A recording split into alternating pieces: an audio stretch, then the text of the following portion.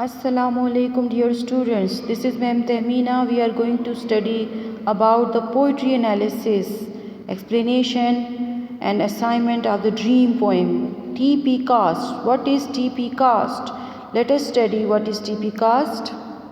TP Cast is an acronym that students can use to help analyze and understand the puzzle of a poem. What is an acronym? Acronym is used, it is an abbreviation of usage of different alphabets to show different meaning. ठीक है, ये abbreviation है TP cast. T का मतलब कुछ और है, P का कुछ और, C A S T T इन सब के डिफरेंट मीनिंग्स हैं. I suggest memorising the acronym. मैं ये सजेस्ट करती हूँ कि आप इस एक्रोनिम को याद करें so that it can be used on any test, ताकि आप किसी टेस्ट में भी इसको यूज़ कर सके. That requires analysis of poetry, जिसमें इस पोइट्री का एनालिसिस हो, तजिया हो. TP CASTT stands for T for title, T for title, P for paraphrase, C for connotation, A for attitude, S for shifts, T for title again and T for theme. So TP cast stands for these. Okay, the TP cast example poem Dreams Langston by Langston Hughes. Let's discuss about T title. Okay, if we are going to study about the title, what should we do first? We should examine the title before reading the poem. We should consider connotation of the title. Connotation means repetition of any word, any connotative word, any consonant. तो उसको हमने title में देखना है. Make predictions, हमने पेशन गोई करनी है about what the poem may be about, कि पोएम किस बारे में हो सकती है. टाइटल के ज़रिए यानी ड्रीम्स के टाइटल के ज़रिए हमने अंदाज़ा लगाना है. राइट डाउन योर प्रेडिक्शंस, अपनी प्रेडिक्शंस को लिख लें, जो आपने अंदाज़ा लगाया, जो आपने पेशन गोई की, जो आपको समझ आई उसको लिख लें. You will reflect on the title again after reading the poem. आप दोबारा टाइटल को देख सकेंगे जब पोएम को पढ़ लेंगे. Let us see title example. Dreams, hold fast to dreams for if dreams die. Life is a broken wing bird that can not fly. Hold fast to dreams, for when dreams go, life is a barren field frozen with snow. So we can see title shows aspirations. We can say it shows vision. Title example. Let's see. The title Dreams may be about the speaker's hopes. We can we can predict that कि ये dreams जो है poem speaker की hopes के बारे में है. It may be about dreams that occur while one स्लीप्स.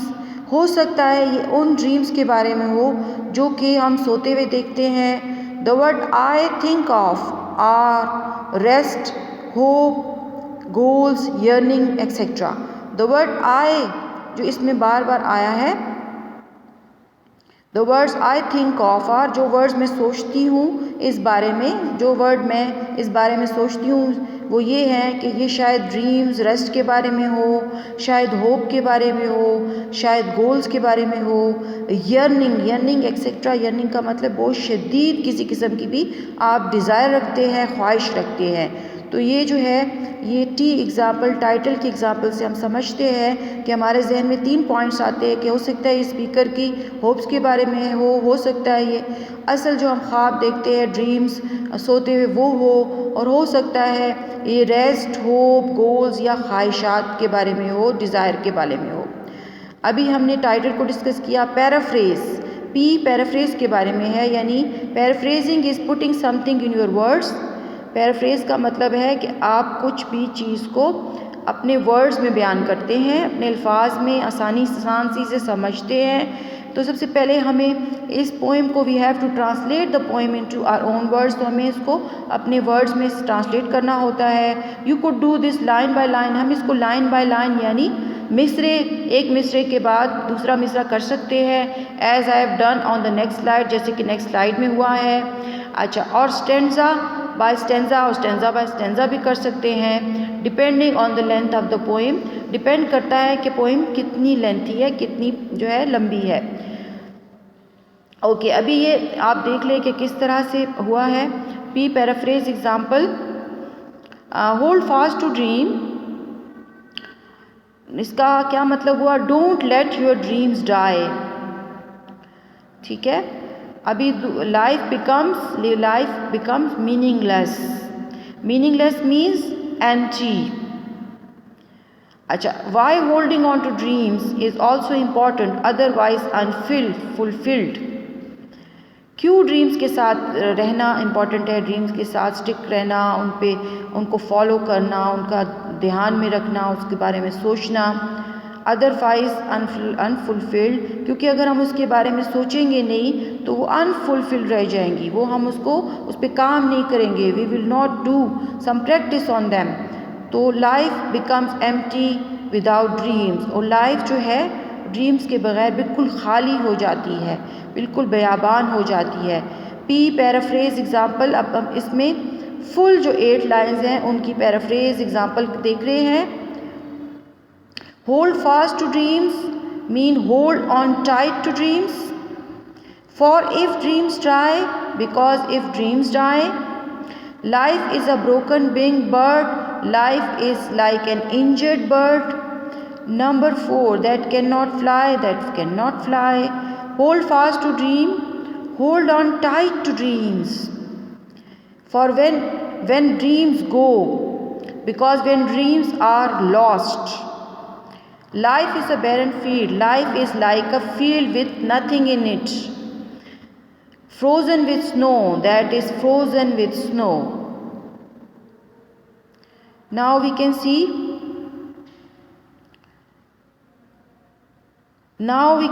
this marks the end of your literal thinking. अभी हमने इसको सिर्फ लिटरली नहीं सोचना कि ड्रीम्स असल में क्या होते हैं, डीपली क्या होते हैं, हमने इसका डीप मीनिंग भी लेना है। Everything after this point must be you looking at the figurative, connotative, creative meaning behind the poem. Literal meaning थोड़ा सा समझ लें, फिर उसके बाद उसका deep meaning, figurative meaning, connotative meaning और क्रिएटिव मीनिंग जो है पोएम का है उसको सोचना है। This is your chance to show me so what, ये आपका चांस है कि आप अपने आप को बताएं या मुझे बताएं कि फिर क्या होगा। Why should I care about this, क्यों मैं ड्रीम्स का ख्याल रखूं, मुझे क्यों ख्याल रखना चाहिए। Prove to me your explanations are accurate, और आप जो हैं ये खुद सोचें इस बारे में और साथ मुझे प्रूव करें कि क्यों आपको ड्रीम्स का ख्याल रखना है। Okay, connotation, C stands for connotation. तो हमें क्या करना है, examine the poem for meaning beyond the literal.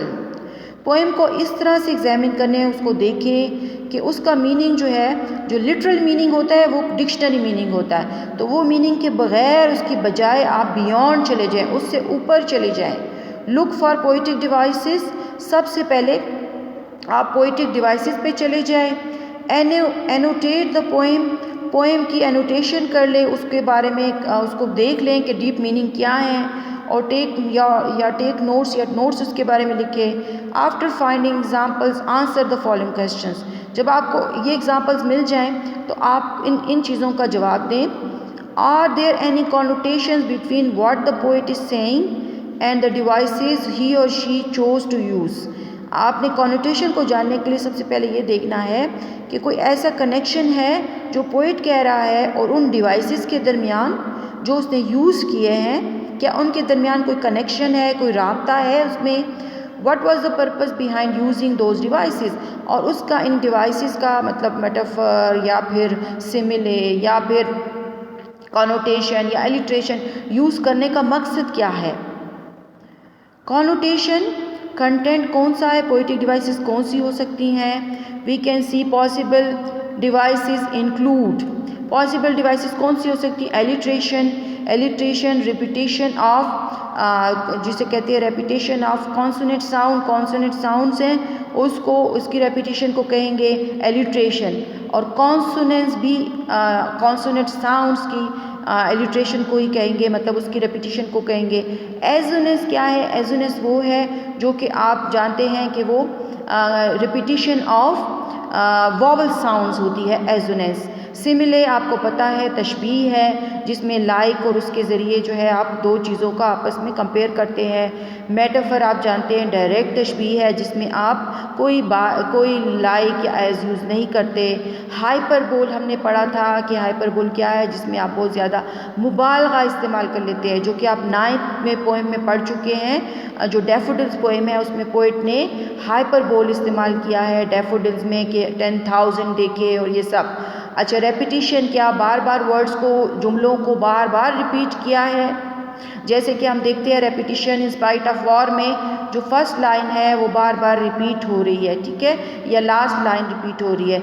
एल्यूजन क्या होती है? एल्यूजन वो होती है जिसमें आप कोई जो है हिस्टोरिकल रेफरेंस यूज़ करते हैं, जैसे कि आप आगे पोइम्स पढ़ेंगे जिसमें कोई बिब्लिकल रेफरेंस होगा या कुरानिक रेफरेंस होगा या जोस अलैहिस्सलाम का वाक़या होगा या कोई एक ऐसा वाक़या होगा जैसे कि हज़रत नूह अलैहिस्सलाम का वाक़या है या उसकी कश्ती का जिक्र है, तो वो कोई एक उसको हम वर्ड यूज़ कर सकते हैं, जैसे कि बोट ऑफ नूह अलैहिस्सलाम, तो उससे हम सारे इंसिडेंट्स को रिलेट करके पोइट बयान कर रहा होता है। ऑक्सीमोरन जो है वो भी जो है इस तरीके से होता है कि उसमें आप पॉजिटिव, आप जो है ऑक्सीमोरन में दो जो है अपोजिट वर्ड्स को यूज़ करते हैं, जैसे हेट एंड लव, तो वो ऑक्सीमोरन होता है। इमेजरी आपको पता है पिक्चर पेश की जाती है। 5 सेंसेस यूज़ होते हैं इसमें। अच्छा, मतलब इमेजरी क्या मतलब 5 सेंसेस को अपीलिंग होना चाहिए, वो जो पोएम जो बयान की जा रही है, मतलब सेंसेस उसमें अपील हो करें।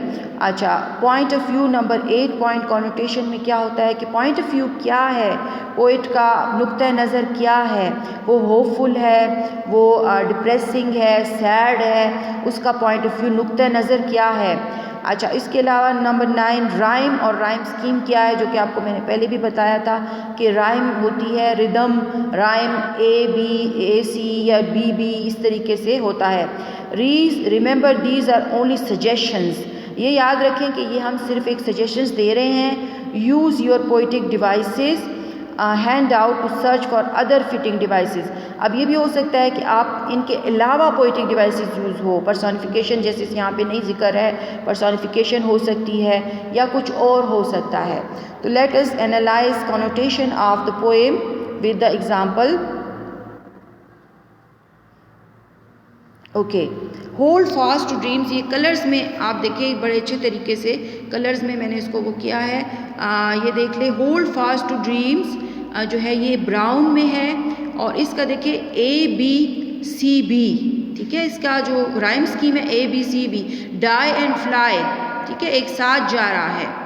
इसके अलावा ड्रीम्स A है हमारे पास दोबारा, और गो D पे आ रहा है, और स्नो गो के साथ राइम कर रहा है, ये D है, और फील्ड की बिल्कुल डिफरेंट साउंड है, तो इसको हमने E के तौर पे राइम स्कीम किया है।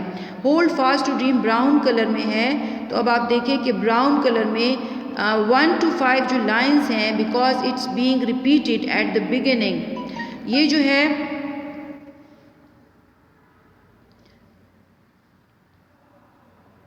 हम देख सकते हैं कि जो है ये बार बार ये 1 to 5 में होल्ड फास्ट टू ड्रीम्स की जो लाइन है वो रिपीटिशन है बिगिनिंग में of each stanza, because everything after that explains why dreams are so important to the poem. अच्छा, रेपिटिशन जो है ये ड्रीम्स की, या ब्राउन में आप देखिए होल्ड फास्ट टू ड्रीम्स, और नंबर 5 लाइन में देखिए होल्ड फास्ट टू ड्रीम्स, इसमें रेपिटिशन है। रेपिटिशन पोइट ने लैंगस्टन ह्यूज ने क्यों की है? क्योंकि वो फोकस या इम्पोर्टेंस शो करना चाहता है ड्रीम्स की लाइफ में, ठीक है, इनको यानी एम्बिशंस की या एस्पिरेशंस की या गोल्स की लाइफ में इम्पोर्टेंस को शो करना चाह रहा है, इसलिए उसने इसी लाइन को स्टैंजा नंबर 5 की फर्स्ट लाइन भी बनाया है, लाइन 1 को। ब्राउन में आपने देखा। अभी हम जाएंगे रेड पे, फॉर इफ ड्रीम्स डाई, ठीक है, क्योंकि अगर ड्रीम्स मरते हैं रेड में। तो यहाँ पर ड्रीम्स डाई पर्सनिफिकेशन यूज हुई है। Dying is scary so it makes life scary. मरना जो है बहुत खौफनाक है, इंसान डरता है मरने से क्योंकि ज़िंदगी जो है इसको जो है स्केरी बना देती है। And the thought of what would happen if he did not have dreams leads to hopelessness. तो ये जो ड्रीम्स डाई या ड्रीम्स मर जाते हैं की बात पोइट कर रहा है, तो उसके कहने का मतलब ये है कि अगर ड्रीम्स नहीं मर जाएंगे यानी वो नहीं होंगे तो हम बहुत होपलेस होंगे, हम बहुत नाउम्मीद होंगे, हम बहुत मायूस होंगे। तो ड्रीम्स के लिए उसने डाई का वर्ड यूज़ किया है। पर्सोनिफिकेशन है, आपको पहले भी बताया था कि पर्सोनिफिकेशन क्या है। पर्सोनिफिकेशन है किसी भी ह्यूमन क्वालिटी को या किसी भी एट्रीब्यूट को आपने ह्यूमन क्वालिटी दे देना है। यहाँ पे ये ड्रीम्स जो हैं ये इंसानी चीज़ नहीं है, लेकिन इसको इंसानों की तरह डाई की तरह इंसान की तरह ट्रीट किया है, यानी वो डेथ हो जाए उनकी, उस तरह बयान किया है। Life is a broken wing bird. See हमारे पास आ गया ग्रीन में, तो हम देखेंगे ग्रीन में मेटाफर है। Why compare life to the bird. क्यों पोइट जो है वो लाइफ को बर्ड से कंपेयर कर रहा है। If the bird had a broken wing, अगर बर्ड के बाजू यानी कि पर टूटे हुए हैं, then it's not living to its full potential, तो वो अपनी पूरी की पूरी ताकत के साथ ज़िंदगी नहीं गुजार सकता, वो मोहताज हो जाएगा, वो कुछ कर नहीं सकेगा, उड़ नहीं सकेगा, तो क्या उसकी लाइफ होगी। तो इसी तरह हमारे ड्रीम्स नहीं होंगे तो हम क्या लाइफ गुजारेंगे। Is this clear? I hope this would be clear to you. Number 4, that can not fly. ठीक है, अब that can not fly and rhymes, यहाँ पे राइम स्कीम्स ख़त्म हो रही है 2 और 4 और 6 और 8 का लाइन की। ठीक है, 2 और 4 जैसे डाई एंड फ्लाई, 6 और 8 यानी गो एंड स्नो। तो यहाँ पे राइमिंग स्कीम है, यहाँ पर die and fly, go and snow, ये दोनों जो हैं, ये चारों जो हैं आपस में डाई एंड फ्लाई राइम कर रहा है और गो एंड स्नो राइम कर रहा है।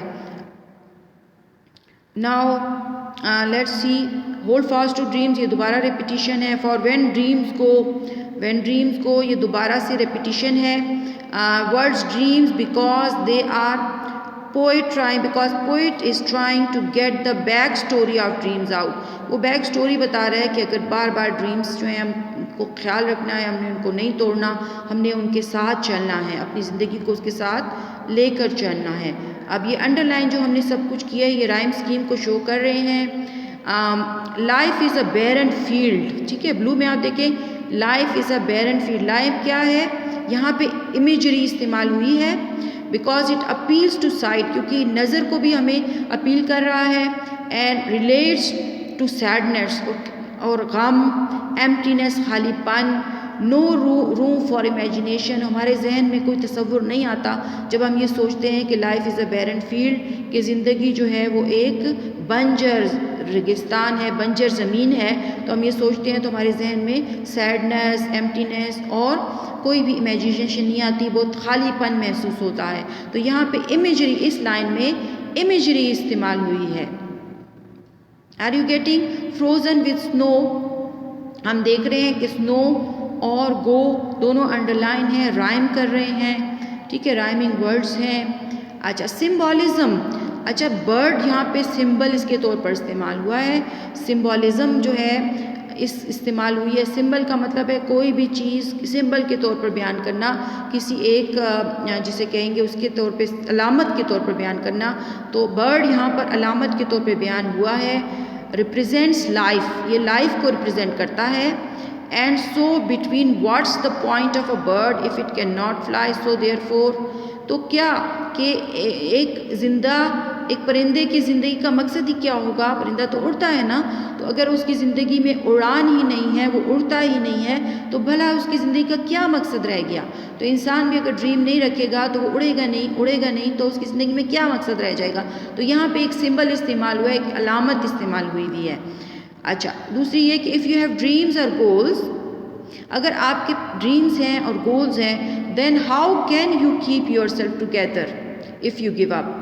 और तो अगर आप छोड़ देते हैं ड्रीम्स को तो कैसे आप हौसला रखेंगे, उम्मीद रखेंगे? जब आप ड्रीम्स को फॉलो नहीं करेंगे तो आपकी उम्मीद टूट जाएगी।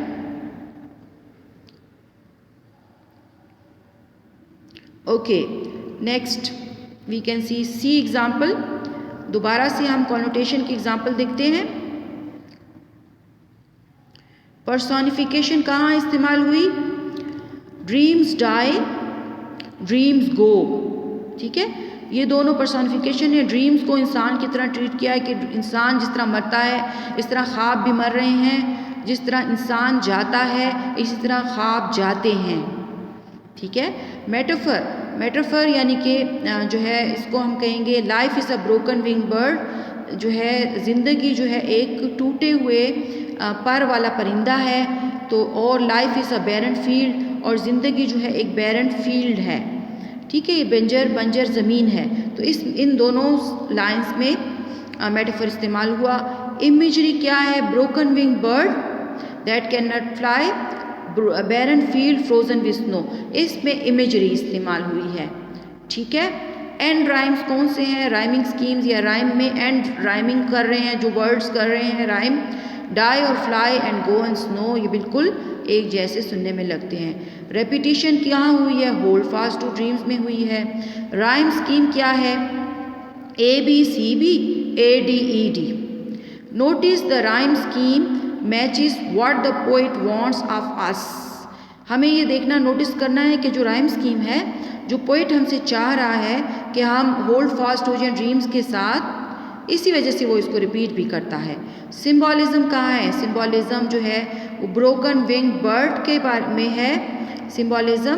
ठीक है, पर्सन वांटिंग फ्रीडम, बैरन फील्ड, अपॉर्चुनिटी, फ्रोजन। अभी क्या ब्रोकन विंग बर्ड से क्या मुराद है? पर्सन, इंसान जो कि वांट कर रहा है फ्रीडम को। अच्छा, बैरन फील्ड से क्या मुराद है? अपॉर्चुनिटी। ठीक है, अच्छा, फ्रोजन स्नो से क्या मुराद है? डेथ। यानी कि इन वर्ड से असल मीनिंग, सिंबॉलिज्म, उसने अलामतें जो बयान की हैं उससे पोइट का मतलब क्या है, इसे सिंबॉलिज्म या अलामतें कहते हैं। एटीट्यूड की तरफ आते हैं। अभी हमने कॉनोटेशन एग्जाम्पल कर ली। एटीट्यूड क्या होता है? Examine the speakers and poets attitudes towards the theme और टॉपिक। तो हमने सबसे पहले क्या करना है? स्पीकर या पोइट के एटीट्यूड को देखना है कि वो टॉपिक के बारे में क्या है। द स्पीकर एंड पोइट मे और may not be one in same. Speaker ज़रूरी नहीं है कि वो पोइट ही हो, और पोइट बाज़ औक़ात कोई और स्पीकर सिलेक्ट करता है और उसके बारे में बात करता है। एटीट्यूड एग्जाम्पल इसकी में अब हम क्या, एटीट्यूड हमने समझ लिया एटीट्यूड क्या होता है। तो एग्जाम्पल क्या है? ड्रीम्स पोइट्स का एटीट्यूड और स्पीकर का एटीट्यूड। ठीक है, पोइट्स का एटीट्यूड क्या है और स्पीकर का क्या है? बोथ, दोनों का हम अगर देख ले तो हम देखेंगे कि hold dreams in high regard, यानी बहुत ज़्यादा ड्रीम्स का आपने ख्याल रखना है, उनके बारे में सोचना है। Because they hold on to it and then what happens if you let it pass. और उसके बाद क्या होता है कि अगर आप इसको छोड़ दें तो शिफ्ट वन जो था कि फॉर इफ़ लगाया तो उसने अपनी सोच में शिफ्ट किया है। ठीक है, शिफ्ट टू फॉर व्हेन, यानी व्हेन जो है शिफ्ट टू में हम देखते हैं कि व्हेन, यानी यहाँ पर जो इफ़ में इस्तेमाल हुआ यहाँ पे शिफ्ट वन है, यानी उसकी सोच में चेंज आया है पोइट की। और जो यहाँ पर लाइन 6 में व्हेन आया है तो उसमें ये शिफ्ट टू आया है व्हेन, यानी कि उसकी सोच में चेंज आया है। तो यहाँ पर हमने देखा कि शिफ्ट वन कहाँ है और शिफ्ट टू कहाँ है। Shift one is saying if they do die and then when they do so. आज शिफ्ट वन ये कह रहा है कि अगर ये ख्वाब मर जाते हैं, और शिफ्ट टू भी, और साथ ही ये कि अगर ऐसा हो जाए तो क्या होगा। तो ये हमने देख लिया एटीट्यूड। अभी एग्जाम्पल दोबारा चले जाते हैं। अच्छा, the author's tone is cautionary. Cautionary मतलब एहतियात। ऑथर की जो टोन है, जो पोइट है उसकी जो टोन है, लहजा है, वो कॉशनरी है कि मोहतात हो जाएं हम। एंड समवट मेलनकली, और किसी हद तक गमगीन भी है, मतलब मेलनकली थोड़ा सा गम वाला है। The speaker wants to persevere. Persevere का मतलब है कि कांस्टेंट करना चाहता है वो अपना काम। ठीक है, वो कंसिस्टेंट होना चाहता है। स्पीकर ये चाहता है कि वो अपनी जितनी भी स्ट्रगल कर रहा है या जितने भी अपनी एफर्ट्स कर रहा है ड्रीम्स को अचीव करने के लिए, तो वो उसमें जो है क्या करना चाहता है, वो उसमें कंसिस्टेंट होना चाहता है, उनको मुस्तकिल मिजाजी से करना चाहता है। There is a tone of warning, इसमें एक ख़बरदार करने का भी लहजा टोन आ रहा है, टोन आ रही है। If you don't do this, if लगाने से कि अगर आप ऐसा नहीं करेंगे देन दिस में अकर इन लाइफ, तो ये ज़िंदगी में हो सकता है, में अकर इन लाइफ, तो ये ज़िंदगी में हो सकता है कि आप ज़िंदगी इस तरह होगा। इसके अलावा अथॉरिटेटिव भी है, यानी कि हुक्म वाला अंदाज़ है, इम्पेरेटिव है, इम्पेरेटिव है, इस पे हम कहते हैं कि गिव्स एडवाइस, यानी थोड़ा थोड़ा इसमें एडवाइजेस भी हमें दे रहा है। पोइट का ये हमने एटीट्यूड की एग्जांपल्स हमने देख ली। अभी हम जाएंगे शिफ्ट्स पर। S refers to shifts and S we can say S stands for shift. Note shift in tone और structure of the poem. Shift जो टोन में आ रही है या पोएम के स्ट्रक्चर में आ रही है, तो उसको हमने नोट करना है। Is there a sudden change in the attitude of the speaker, क्या हम नोटिस करते हैं कि स्पीकर के एटीट्यूड में कोई अचानक से तब्दीली आई है। वेयर इज़ द शिफ्ट, तो ये शिफ्ट कहाँ है। वाई इज़ इट इम्पॉर्टेंट, तो ये इम्पॉर्टेंट क्यों है। As example we can see S1 for if, S2 for when, यानी शिफ्ट 1 हमारे पास इफ़ है और शिफ्ट 2 जो है वो व्हेन है। S1 is saying if they do die and then S2 when they do so what. अच्छा, तो दोनों ये बता रहे हैं कि अगर ये मर जाते हैं, ख्वाब मर जाते हैं, तो फिर हम क्या करें। S1 a little bit of hope and possibility, no imperative. S1 में इफ़ इस्तेमाल हुआ है, फिर भी पॉसिबिलिटी है, कोई इम्कान है, होप है, और कोई इम्पेरेटिव इसमें नहीं इस्तेमाल हुआ। S2 यानी व्हेन जो इस्तेमाल हुआ मोर हार्श एंड स्ट्रेट फॉरवर्ड है, मतलब व्हेन आ गया ना, तो बहुत ज़्यादा स्ट्रेट फॉरवर्ड है, बहुत डायरेक्ट है। Still has something to hope for, मतलब ये हुआ कि अभी भी कुछ है उम्मीद के लिए। But then realises that they have nothing left to hold on to, so it's bound to happen. ये फिर साथ ही साथ जो है पोइट रियलाइज़ कर लेता है कि कुछ भी नहीं है जिसके साथ जुड़ा जाए, अगर ख्वाब ना हो तो। So it's bound to happen, तो यानी कि ये तो होना ही है। इनएविटेबल नागुज़ीर है, मतलब नागुज़ीर मीन्स इनएविटेबल, लाजमी होकर रहेगा, ज़रूरी होकर रहेगा। यानी ड्रीम्स अगर नहीं होंगे तो ज़िंदगी ऐसी ही बंजर रेगिस्तान जैसी या ब्रोकन विंग बर्ड जैसी ही होगी। एग्जाम्पल दोबारा से शिफ्ट एग्जाम्पल में हम जाते हैं।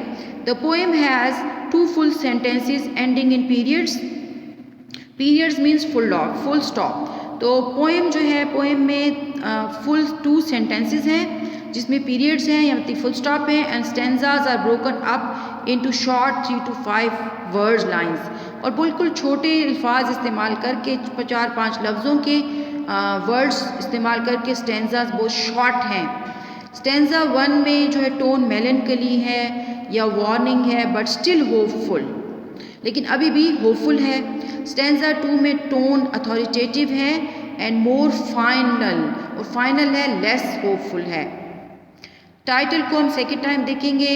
Examine the title again, this time an interpretive level. अब हम इसको इंटरप्रेट करेंगे, मतलब और डिटेल में देखेंगे। Use what you have observe from your analysis, अभी जो आपने तज्जिया किया था ऑफ द कॉनोटेशन का, एटीट्यूड का और शिफ्ट्स का आपने तज्जिया किया था, तो अब उसको आप जो ऑब्जर्व किया था उसके बाद टाइटल यानी कि ड्रीम्स को देखें। Title example second time. Dreams are valuable at first. Dreams जो हैं बहुत अहमियत के हामिल होते हैं पहले भी, but we should try to pursue them, हमें उनको फॉलो करना चाहिए before we run out of time, इससे पहले कि हमारे पास वक्त ना रहे। यानी एक वक्त होता है अपॉर्चुनिटी को अवेल करने का, एक लाइफ में आप जब आगे जा रहे होते हैं, स्टेप्स 1, स्टेप 2, स्टेप 3, तो हमें उसके मुताबिक लाइफ में जो है परसू करना होता है, आगे आगे जाना होता है। तो टाइम भी बहुत इंपॉर्टेंट है, टाइम फैक्टर भी, कि आप उसको देखें कि इस अपॉर्चुनिटी को अवेल करने के लिए अब मेरे पास टाइम है या नहीं है। might be goals inspiration, there might be goals expressions, but looking at it stands for hope. कह रहे हैं कि हमारी ज़िंदगी में गोल्स और इंस्पिरेशन होने चाहिए, हो सकते हैं, लेकिन stands for hope, हमें उम्मीद रखनी चाहिए. If you lose